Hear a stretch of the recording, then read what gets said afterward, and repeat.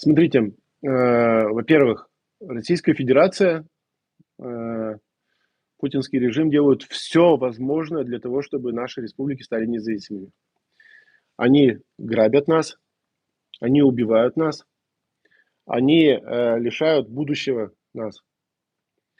Только человек либо с какими-то ментальными проблемами, либо корыстно заинтересованный может в этой ситуации э, быть против независимости. Но э, ему нужно нарисовать образ будущего. То есть это мы с вами должны нарисовать образ будущего.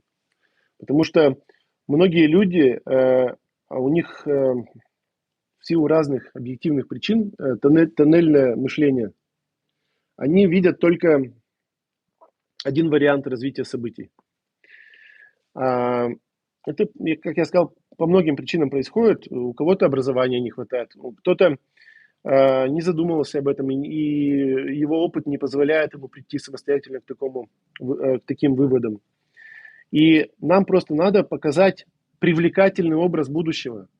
То есть нам надо не показать, что мы будем, я не знаю, заниматься расовой сегрегацией, мы будем заниматься насилием, мы будем воевать, мы будем, там вокруг нас все враги, мы обороняться должны, мы там выгоним, я не знаю, всех русских, например, и так далее, да.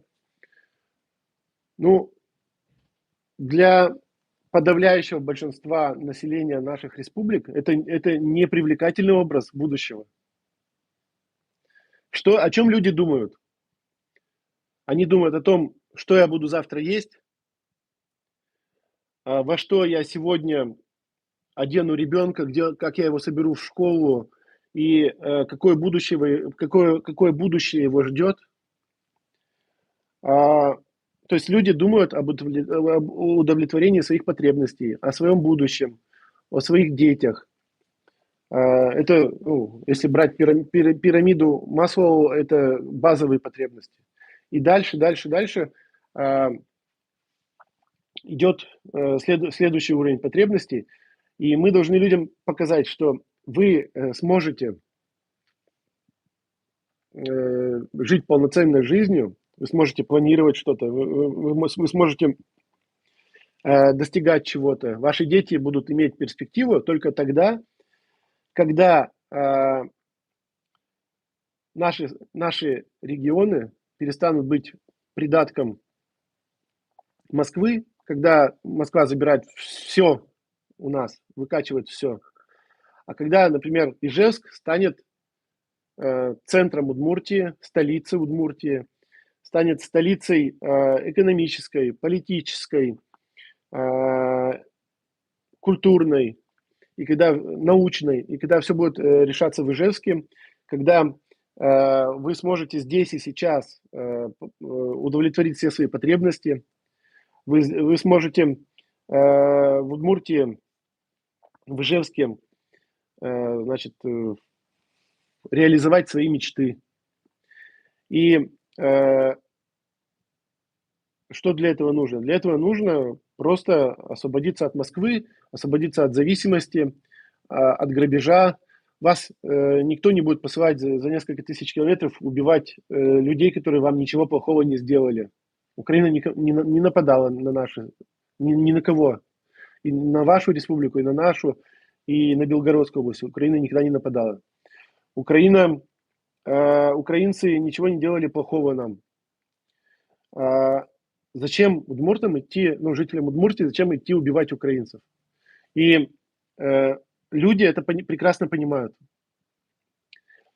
И мы должны просто донести до них вот этот образ будущего и показать им, что вы сами будете хозяева на своей земле, вы сможете удовлетворить все свои потребности, вы сможете реализовать все свои планы, и вас никто не будет заставлять делать то, идти на преступление, переступать через себя и делать то, что вы не хотите.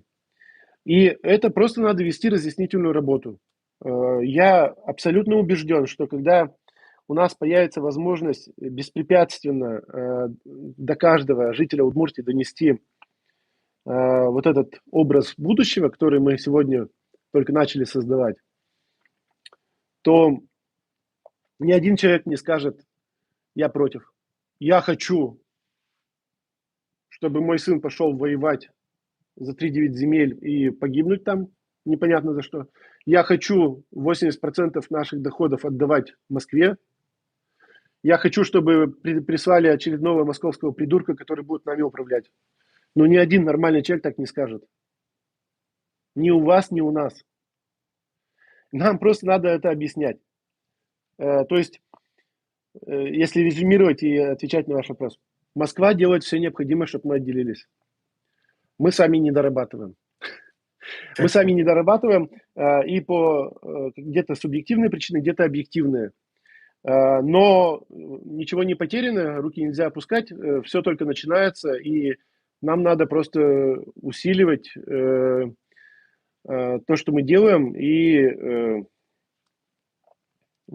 стараться достичь максимального результата. Вот и все.